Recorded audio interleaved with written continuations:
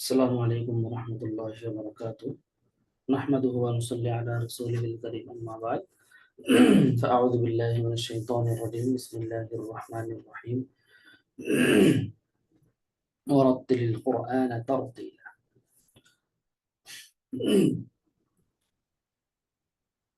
আলহামদুলিল্লাহ সুম্মা আলহামদুলিল্লাহ, আল্লাহ পাকের অশেষ মেহেরবানি যে রমজানুল মুবারক মাসে আমরা কোরআনুল কারীমকে শুদ্ধভাবে তেলাওয়াত করার শিক্ষা করার লক্ষ্যে আমরা তাজবিদ করছি, অথবা তাজবিদ ক্লাস এবং কায়দা নিয়ে ক্লাসে জয়েন হওয়ার তৌফিক দান করেছেন। সেজন্য সকলে আল্লাহ তাআলার দরবারে শুকরিয়া জ্ঞাপন করি, আলহামদুলিল্লাহ।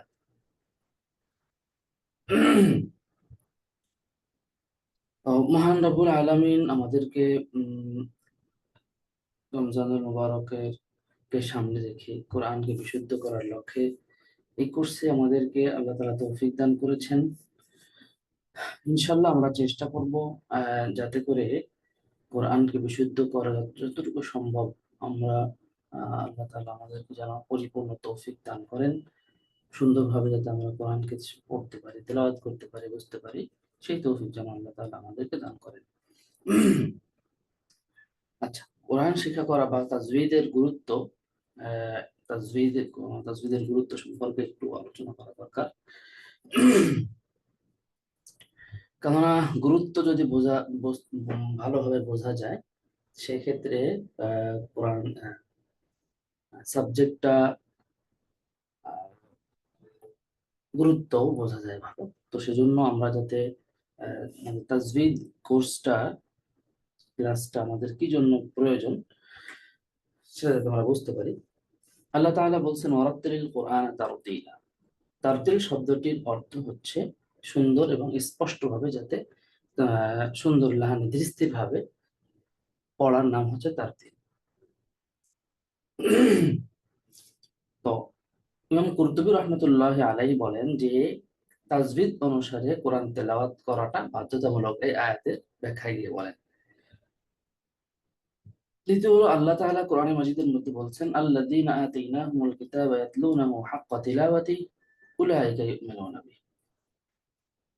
যারা ঈমান আনে, মুমিনরা একমাত্র কোরআনের পরিপূর্ণ বিশুদ্ধভাবে তেলাওয়াত শিখতে পারে বা করতে পারে। হাক্কা তিলাওয়াতি এর ব্যাখ্যায় ইবনে কাসির রাহমাতুল্লাহি আলাইহি বলেন যে তাজউইদের নিয়ম কানুন ফলো করে পড়া, এটা হচ্ছে হাক্কা তিলাওয়াতি। হরফ উচ্চারণ, তাজউইদ, এগুলো উচ্চারণ ঠিক মতো ফলো করে পড়ার নাম হচ্ছে হাক্কা তিলাওয়াতি। রাসূল করিম সাল্লাল্লাহু আলাইহি ওয়াসাল্লাম বলেছেন, যে ব্যক্তি কোরআনকে সুন্দরভাবে তেলাওয়াত করে না, সে আমার উম্মতের অন্তর্ভুক্ত নয়। এটা সহিহ বুখারীর একটি হাদিস। তো এভাবে তাহলে বোঝা যাচ্ছে যে আমরা আমাদের কোরআনুল কারীমকে সুন্দরভাবে তেলাওয়াত করা এবং শিক্ষা করা এটা অতীব জরুরি বিষয়।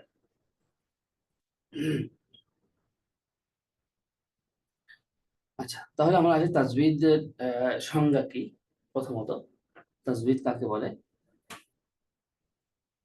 কোরআন তেলাওয়াত করার সময় আমরা জানি যে আরবি হরফ 29টি। 29টি হরফের মাখরাজ এবং উচ্চারণের স্থান, তার প্রত্যেকটা হরফের কি কি গুণাবলী আছে, সেগুলো পরিপূর্ণভাবে লক্ষ্য করে রেখে বা লক্ষ্য রেখে পড়ার নাম তাজবিদ সহকারে পড়া, এবং সেই বিষয়গুলো আয়ত্তস্থ করা হচ্ছে তাজবিদ শিক্ষা। বা যেই পদ্ধতিতে পাঠ করলে হরফ, উচ্চারণ, স্থান এবং সিফাত এবং গুণাবলী সহকারে যথাযথভাবে রক্ষা করে পড়া সম্ভব হয়, যে শাস্ত্র পাঠ করলে তাকে তাজবিদ বলা হয়।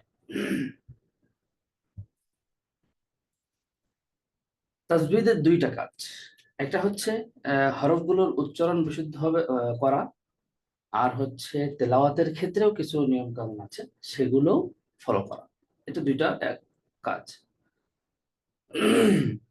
তো সব থেকে বেশি গুরুত্বপূর্ণ যে বিষয়টা, সেটা হচ্ছে হরফ উচ্চারণটা, মাখরাজ, হরফের উচ্চারণের স্থানগুলো জানা এবং সে অনুযায়ী হরফগুলো উচ্চারণ করা।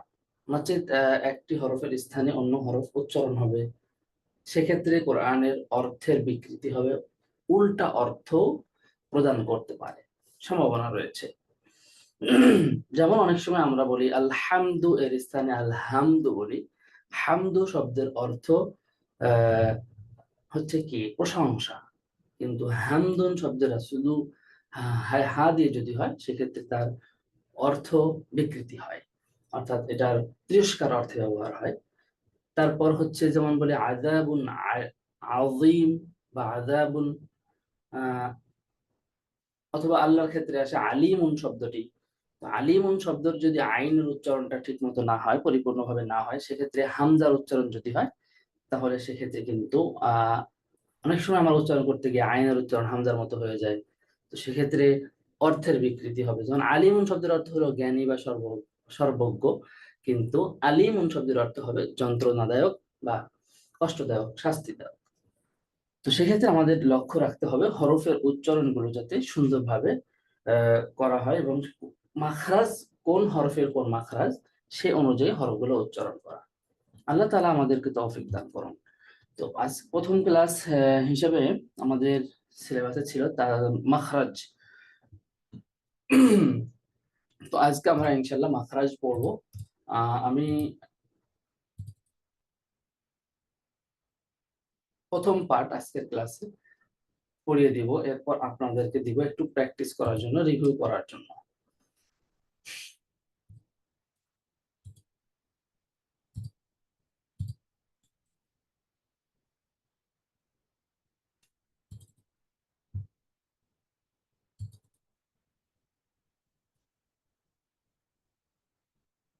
স্ক্রিনটা শেয়ার হয়েছে কিনা সবাই একটু কাইন্ডলি জানাবেন, বলবেন প্লিজ। জি হয়েছে। ওকে, ঠিক আছে। মাখরাজ, মাখরাজ শব্দের অর্থ আমরা সবাই জানি উচ্চ, বের হওয়ার স্থান। মূল শব্দের অর্থ হচ্ছে বের হওয়ার স্থান। আর মাখারিজ শব্দটি হচ্ছে মাখরাজুন শব্দের বহুবচন। মাখারিজ শব্দটি মাখরাজুন শব্দের বহুবচন। আল হরুফ অর্থাৎ লেটার বা হরফ, অক্ষর।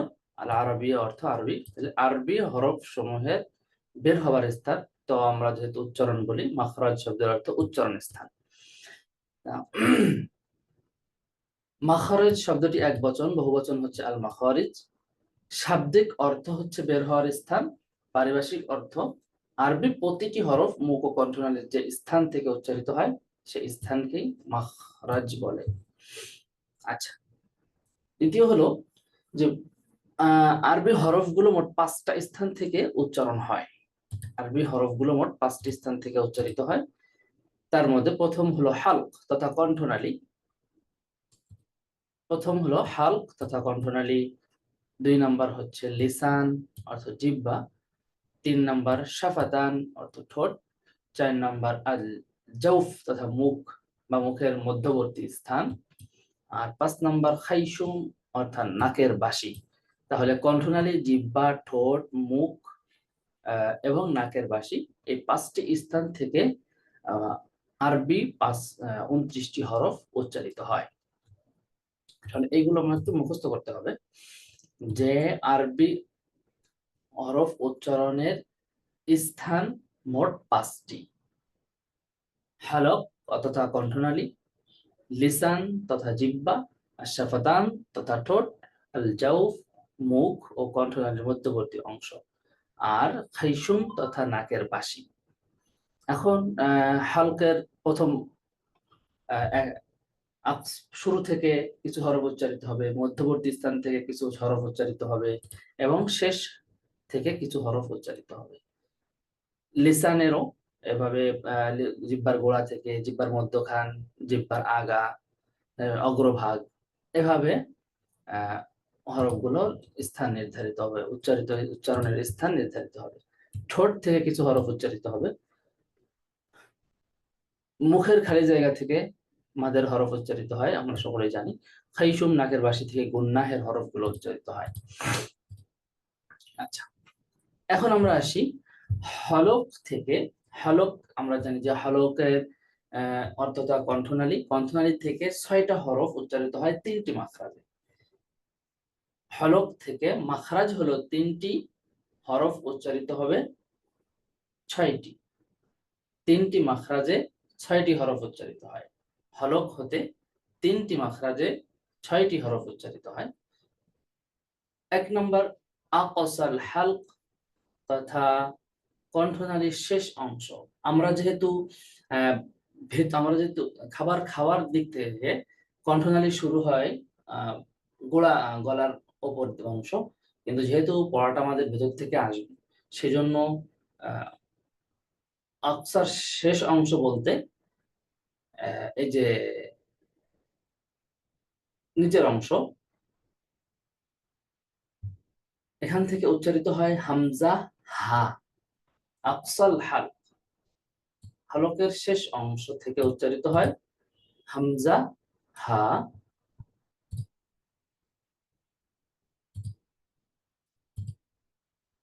হলকের মধ্যখান অস্তুল হালক, ওয়াসাতুল হালক। আমাদের কিন্তু আমরা অনেকে 17টা মাখরাজ শিখেছি, সেখানে 1 নম্বর মাখরাজ, 2 নম্বর মাখরাজ, 3 নম্বর মাখরাজ এভাবে শিখেছি। কিন্তু তাজবিদের পরিভাষায় প্রত্যেকটা উচ্চারণের স্থানে আলাদা আলাদা করে নাম নির্ধারণ করে মুখস্থ করতে হয়। যেহেতু আমরা তাজবিদের ক্লাসটি করছি, সেজন্য সবাই কাইন্ডলি এই নামগুলো মেমোরাইজ করবেন প্লিজ। তাহলে আকসাল হালক তথা কণ্ঠনালীর শেষ অংশ, এখান থেকে 2টি হরফ উচ্চারিত হয় হামজা হা। ওয়াসাতুল হালক, মধ্যবর্তী স্থান অর্থাৎ কণ্ঠনালীর মাঝের অংশ, সেখান থেকে 2টি হরফ উচ্চারিত হয় আইন এবং হা। আর আদনাল হালক অর্থাৎ গলার শেষ শুরুর অংশ যেখানে, সেখান থেকে গইন এবং খ উচ্চারিত হয়, গইন ও খ। তাহলে একজন একটু বলবেন প্লিজ যে উচ্চারণের স্থান মোট কয়টি এবং আকসাল হলক থেকে কয়টা হরফ উচ্চারিত হয়, কয়টা মাখরাজে? একজন একটু বলবেন প্লিজ। আসসালামু আলাইকুম। ওয়ালাইকুম আসসালাম। জি কামাল ভাই। উচ্চারণের স্থান হচ্ছে 5টা। জি। একটা হচ্ছে কণ্ঠনালী, জিহ্বা, ঠোঁট, মুখ ও কণ্ঠনালীর মধ্যবর্তী খালি অংশ, জি। একটা হচ্ছে নাকের বাসি। নাকের বাস। জি আরবি নামগুলো মেমোরাইজ করার চেষ্টা করবেন ইনশাআল্লাহ সাথে জি সাথে। ইনশাআল্লাহ। জি। তারপরে যেটা আছে হাল্ক। কয়টা অংশ? জি, 3টা অংশ আছে। জি। একটা হচ্ছে অক্সাল হাল্ক, যেখান থেকে উচ্চারণ হয় হামজা এবং হা। জি। তারপরে হচ্ছে ওয়াসাতুল হাল্ক, এখান থেকে 2টা অক্ষর উচ্চারিত হয়, একটা হচ্ছে আইন, একটা হচ্ছে হা। শেষ অংশ যেটাকে বলা হয় আদনান হাল্ক, এখান থেকে 2টা হরফ উচ্চারিত হয়, এটা হচ্ছে গইন, একটা হচ্ছে খ। ব্যাস, ঠিক আছে, আপনারা এভাবে মেমোরাইজ করে নেবেন ইনশাআল্লাহ।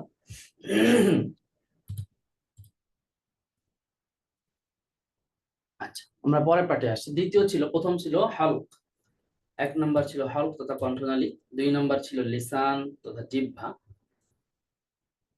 লিসান থেকে 10টি মাখরাজ, মাখরাজ হবে 10টি, হরফ হবে 18টি। মাখরাজ 10টি, হরফ 18টি।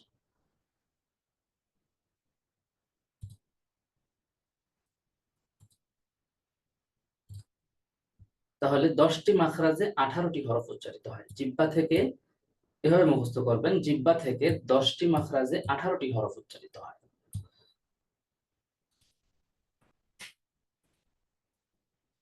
আকসার লিসান, জিহ্বার গোড়া একেবারে শেষ থেকে অফ উচ্চারিত হয়।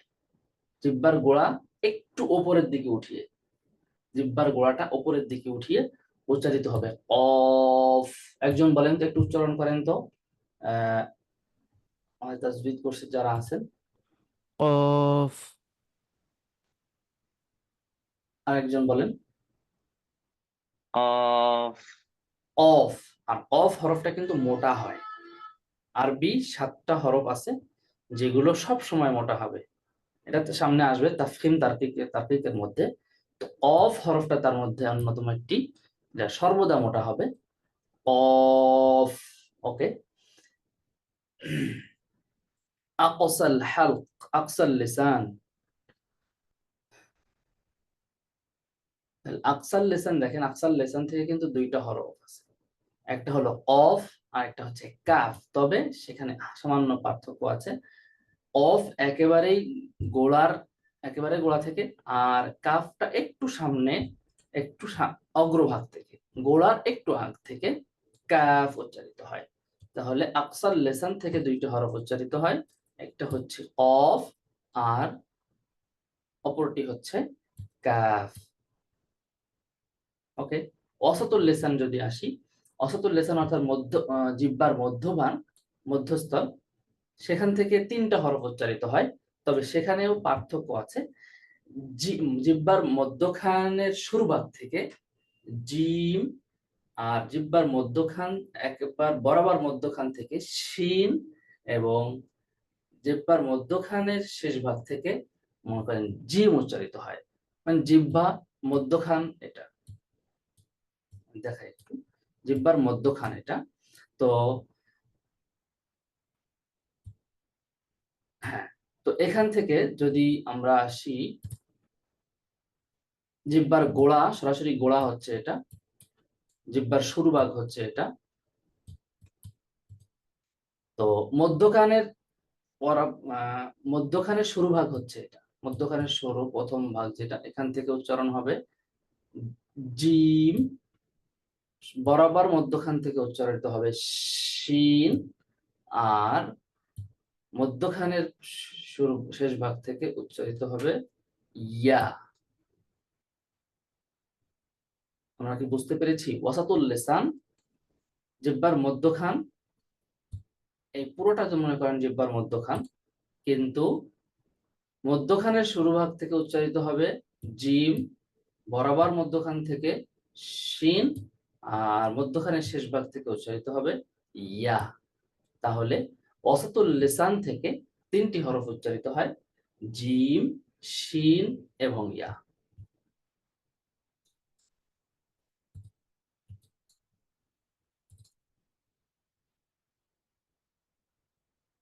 তারপর আসি হাফাতুল লিসান। হাফাতুল লিসান অর্থ জিহ্বার কিনারা। জিহ্বার কিনারা আহ, থেকে দেখেন দুইটি হরফ, দুইটি মাখরাজ। জিহ্বার কিনারা, জিহ্বার কিনারা দেখেন কি লেখা আছে। জিহ্বার কিনারা, জিহ্বার গোড়ার ডান এবং বাম কিনারা অথবা উভয় কিনারা উপরের মাড়ির দাঁতের গোড়ার সাথে লাগবে, দদ উচ্চারিত হবে। জিহ্বার উভয় পাশ, অনেকে উভয় পাশ থেকে উচ্চারিত হয়, আবার অনেকে এক পাশ উপরের দাঁতের সাথে যুক্ত করেও দদ উচ্চারণ করতে পারে। কোনো সমস্যা নেই, উভয়টাই সহি আছে। তাহলে হাফাতুল লিসান অর্থ হচ্ছে জিহ্বার কিনারা, জিহ্বার কিনারা উপরের মাড়ির দাঁতের গোড়ার সাথে লাগবে। তার মানে জিহ্বার গোড়ার কিনারা হবে, জিহ্বার গোড়ার কিনারা হবে, গোড়ার কিনারাটা উপরের মাড়ির দাঁতের গোড়ার সাথে লাগবে, উচ্চারিত হবে দদ। একজন একটু উচ্চারণ করেন তো প্লিজ, দদ। ضاد দেখেন আপনার দদ বলা যাবে না, দদ জিহ্বার আগা সামনের দাঁত থেকে পৃথক থাকবে। ল, ল, ضا ল, দদ। ضاد জিহ্বার আগা সামনের দাঁতের সাথে আপনার যুক্ত হয়ে যাচ্ছে, জি ضاد দদ। ضاد কামাল হোসেন ভাই বলেন তো, ضاد দদ, ضاد দদ। ضاد হ্যাঁ, আচ্ছা, ঠিক আছে। তারপরে হাফাতুল লিসান দেখেন, দ্বিতীয় আরেকটি জিহ্বার কিনারা থেকে উচ্চারিত হয় লাম, অর্থাৎ অগ্রভাগের উভয় কিনারা, উভয় পাশ। অগ্রভাগের দদ ছিল গোড়া থেকে উভয় পাশ, আর লাম হলো অগ্রভাগের উভয় পাশ। লাম, যদি আমরা এভাবে জিহ্বাটাকে ধরি, তাহলে এখান থেকে নিয়ে এই পুরোটা অংশ ওপরের মাড়ির দাঁতের সাথে, ওপরের সামনের দাঁতের গোড়ার সাথে লাগবে। লাম, লাম, লাম। একজন একটু উচ্চারণ করবেন প্লিজ।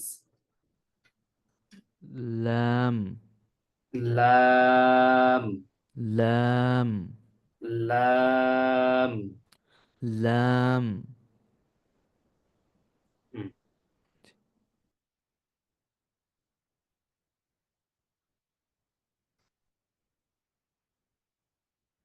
ওকে। তারপর আসে তরফুল লিসান।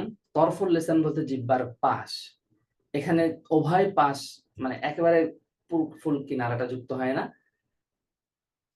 শুধু অগ্রভাগ।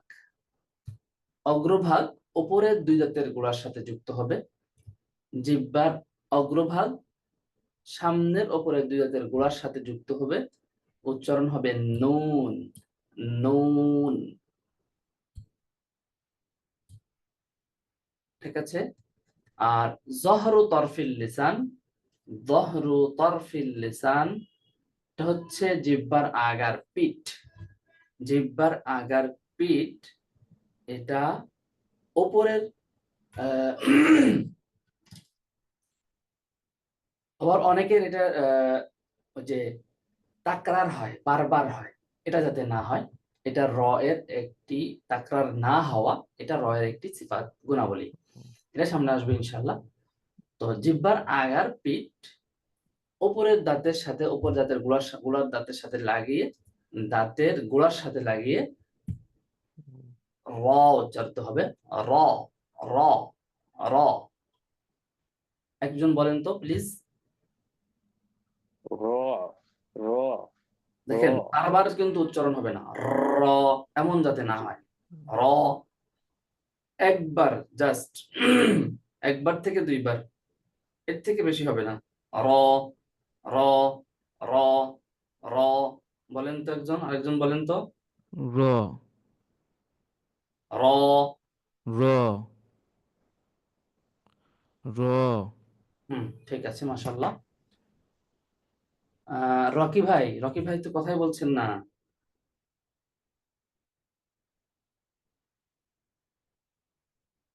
রকি ভাই। র, র, র, র। র। ইয়েস, ঠিক আছে।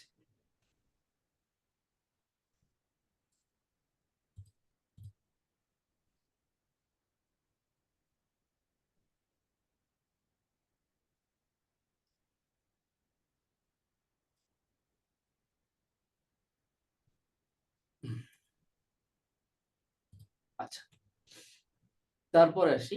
আহ জহর ও তরফিল লিসান থেকেও আরেকটি হরফ উচ্চারিত হয়।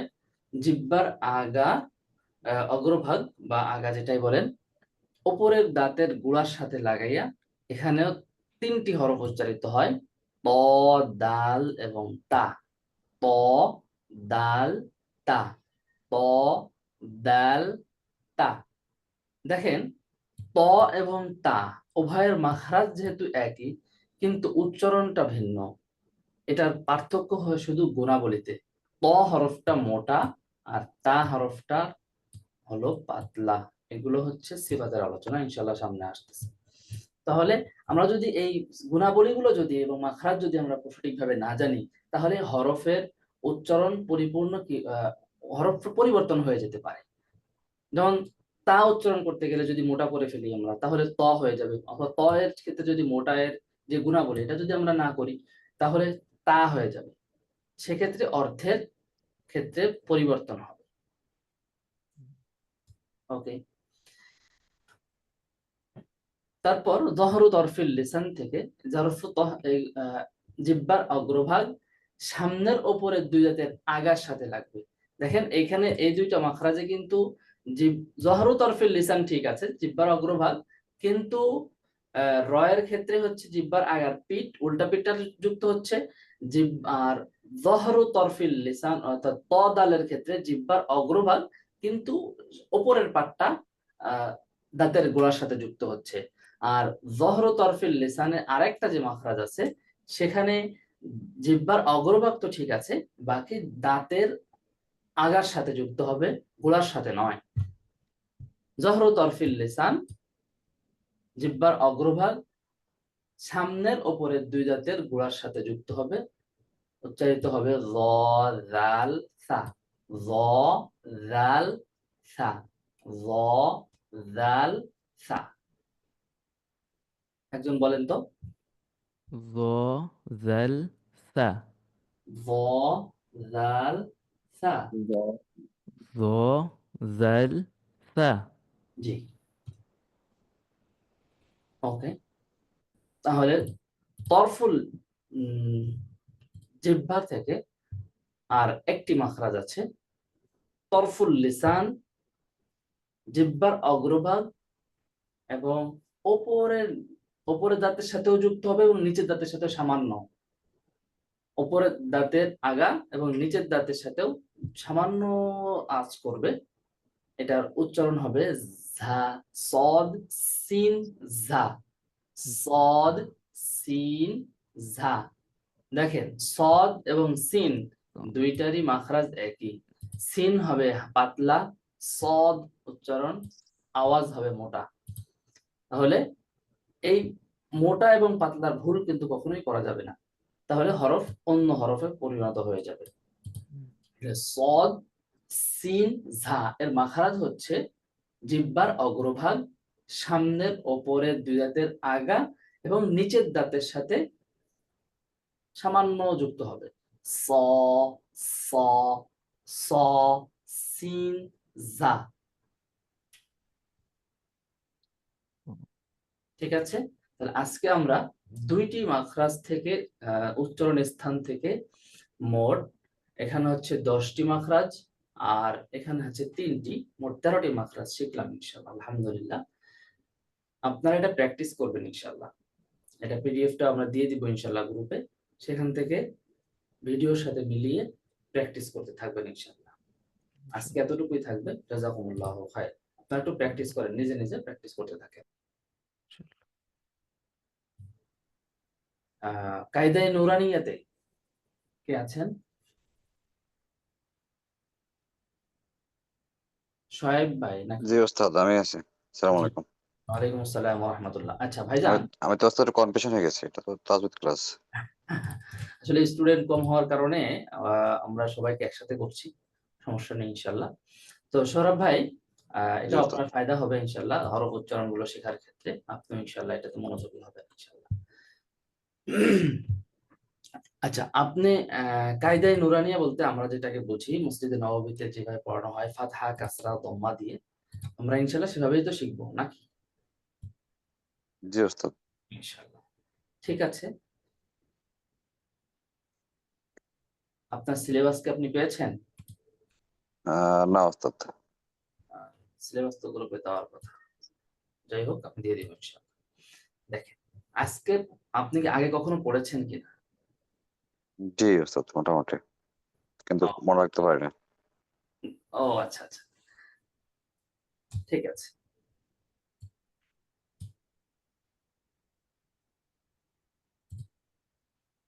একটা জিনিস খেয়াল রাখতে হবে, আহ, এই হরফগুলো উচ্চারণ করতে আলাদা আলাদা যে হরফ আমরা শিখি, এই হরফগুলো উচ্চারণের ক্ষেত্রেও কিছু নিয়ম আছে। এখানে 3 ধরনের হরফ আছে। কিছু হরফ আছে যেগুলো উচ্চারণে কখনো মাদ হবে না, লম্বা হবে না।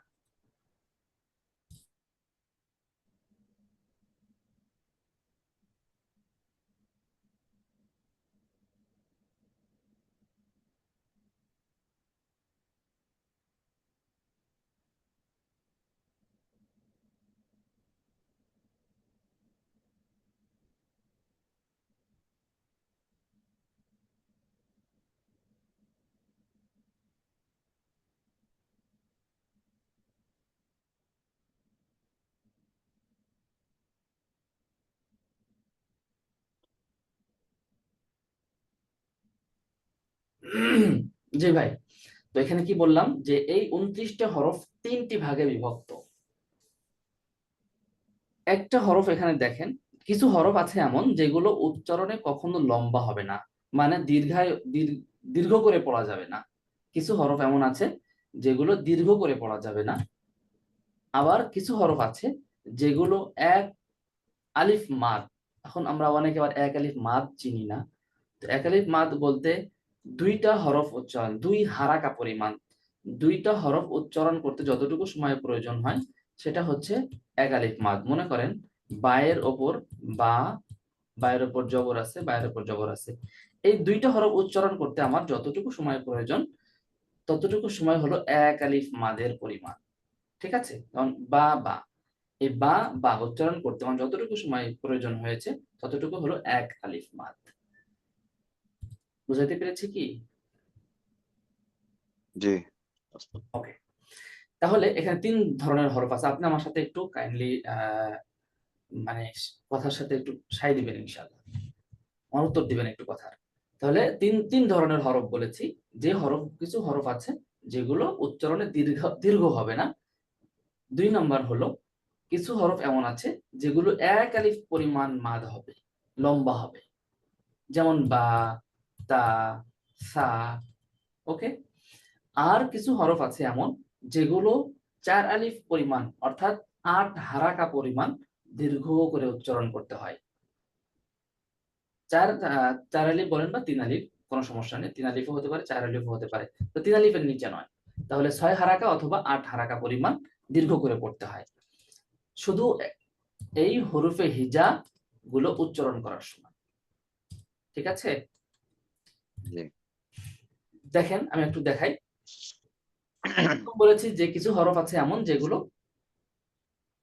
কি বলেছে প্রথম, যেগুলো দীর্ঘ হবে না। দীর্ঘ হবে না, আলিফ, যেমন আলিফ, হা, হামজা, হামজা, আলিফ, হামজা, হামজা। যেগুলোর মধ্যে কোনো মাদ হবে না, দীর্ঘ হবে না, শুধু তাহলে দুইটা হরফ।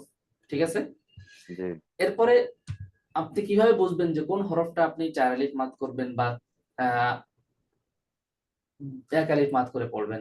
যে হরফটা উচ্চারণে দুইটি হরফ প্রয়োজন সেটা এক আলিফ মাদ হবে, আর যে হরফ উচ্চারণে তিনটে হরফের প্রয়োজন পড়ে সেটা চার আলিফ বা 3 আলিফ মাদ হবে। যেমন দেখেন, বা যদি বলতে যাই, এখানে দেখেন উচ্চারণটা দেওয়া আছে পাশে, আপনি দেখতে পাচ্ছেন কিনা?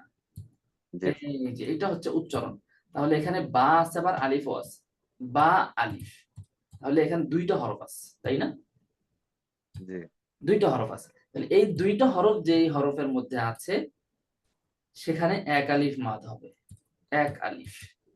আর যেই হরফ উচ্চারণে তিনটা হরফ আছে, যেমন দেখেন জিম, জিম ইয়া মিম, এখানে তিনটা হরফ আছে, জিম, ইয়া ইয়া, এবং মিম। মিম। এই হরফগুলো, যে হরফগুলো তিনটি হরফ প্রয়োজন হয় সেটা 3 আলিফ অথবা 4 আলিফ লম্বা দীর্ঘ করে পড়তে হয়। যেমন জি, জি, জি বুঝতে জি পেরেছেন? জি ওস্তাদ।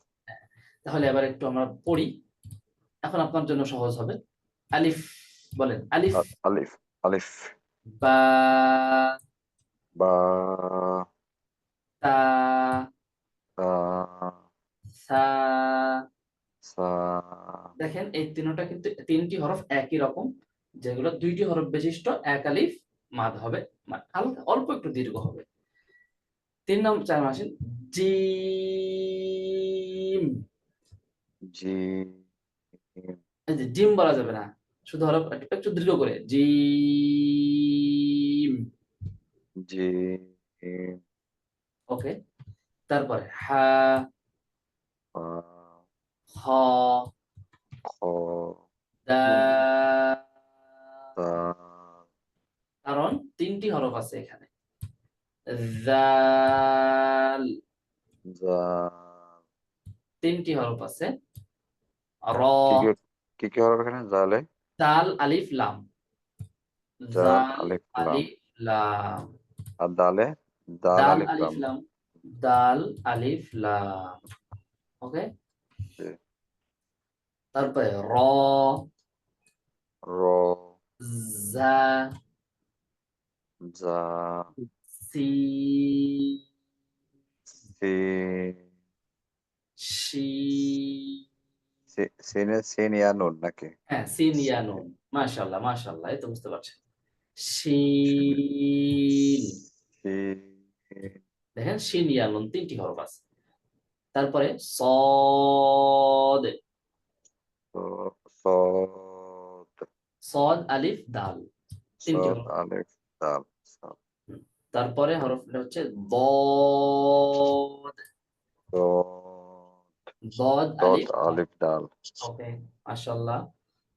ত, ত, ত আলিফ শুধু ত, দুইটা হরফ। আলিফ, য, জ, জ, আলিফ, আইন, আইন, আইন, ইয়া, নুন, আইন ইয়া নুন, গুড মাশাআল্লাহ। আইন, ইয়া, তারপরে গাইন, গইন, গাইন ইয়া নুন, গইন, ইয়া, নুন, ফা, ফা, ফা, আলিফ, জি, ফা, অফ, কফ, কাফ, ফা নাকি? কফ, অফ আলিফ ফা, কফ, আলিফ, ফা, হ্যাঁ, কফ, কফ, অফ আলিফ কফ, আবার আলিফ, হচ্ছে ফা, ফা, ফা, কাফ, কাফ, কাফ, কাফ আলিফ, আলিফ ফা, ফা, মাশাআল্লাহ। আমি হরফগুলো বলি, আপনি উচ্চারণটা বলেন। লাম, কয়টা হরফ আছে? লাম, তিনটা, কি কি? লাম আলিফ লাম, মিম, আলিফ, মিম, মাশাআল্লাহ। মিম, মিম, মিম, ইয়া, মিম, মাশাআল্লাহ। নুন, নুন, নুন, ওয়াও, নুন, মাশাআল্লাহ। ওয়াও, ওয়াও, ওয়াও, আলিফ, ওয়াও, মাশাআল্লাহ। হা, হা, হামজা, হামজা, প্রথম ক্যাটাগরির, ফার্স্ট ক্যাটাগরি যেটা, কোনো কোনো লম্বা টান নাই, হবে না, লম্বা হবে না, মাশাআল্লাহ। ইয়া, ইয়া, ইয়া, ইয়া, আপনার কাজ হবে এই লেটার গুলো তো মেমোরাইজ আছে আশা করি, জি মেমোরাইজ স্যার, আছে না? জি, আপনি এই লেটার গুলো আলাদা করবেন, যে ফার্স্ট ক্যাটাগরির কয়টা হরফ আছে, সেকেন্ড ক্যাটাগরির কয়টা হরফ আছে, এবং থার্ড ক্যাটাগরির কয়টা হরফ আছে। ঠিক জি, আছে, এটা আপনি আগামীকাল আমাকে রিপোর্ট দিবেন ইনশাআল্লাহ, যে ইনশাআল্লাহ, ফার্স্ট ক্যাটাগরির কয়টা হরফ, সেকেন্ড ক্যাটাগরি কয়টা, থার্ড ক্যাটাগরি কয়টা। ওকে, জি স্যার, ওকে, আজকে আমরা এতটুকুই থাকবো, পড়লাম ইনশাআল্লাহ। জাযাকুমুল্লাহু খাইর। আজকে আমরা বিদায় নিচ্ছি এতটুকু। জাযাকুমুল্লাহু খাইর। আল্লাহ অনেক কল্যাণ দান করুন। আল্লাহ যাতে আমাদেরকে সুন্দরভাবে কোরআন তেলাওয়াত করার এবং শিক্ষা করার তৌফিক দান করেন। আমিন। জাযাকুমুল্লাহু খাইর। আসসালামু আলাইকুম।